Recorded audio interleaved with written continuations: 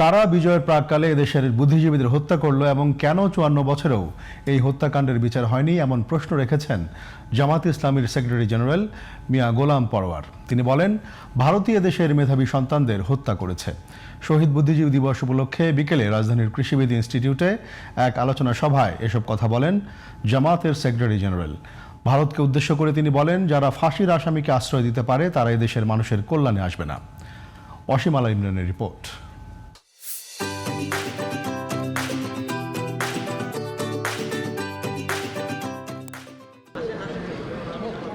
শহীদ বুদ্ধিজীবী দিবস উপলক্ষে বিকেলে রাজধানীর কৃষিবিদ ইনস্টিটিউট মিলনায়তনে আলোচনা সভার আয়োজন করে জামাতে ইসলামী ঢাকা মহানগরী উত্তর।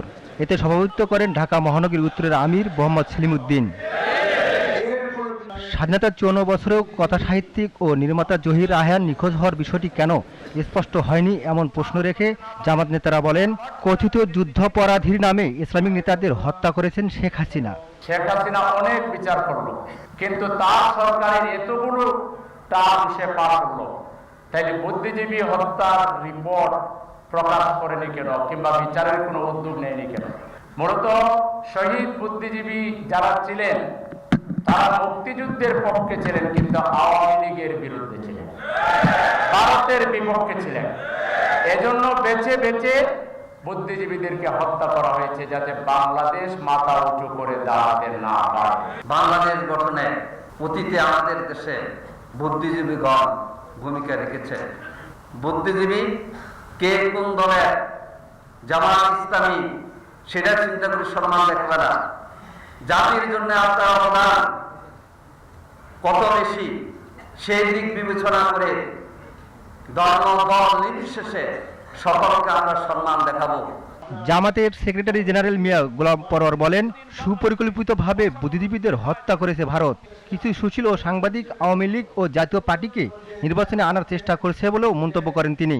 বাংলাদেশের এই সম্পদকে কারা স্বাধীনতা অর্থাৎ বিজয়ের প্রাক্কালে হত্যা করেছিল, পরিকল্পিত বেছে বেছে নৃশংসভাবে খুন করেছিল। ৫৪ বছর পেরিয়ে গেলেও বুদ্ধিজীবী হত্যার এই রহস্য আজও উন্মোচিত হয়নি।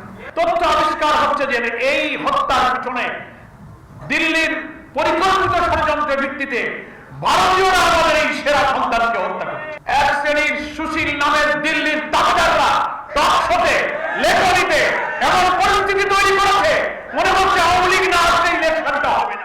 আধিপত্যবাদীরা ৭১-এর মতো জুলাইয়ের যোদ্ধাদের হত্যা টার্গেট করেছে বলে অভিযোগ করেন জামাতের নেতারা।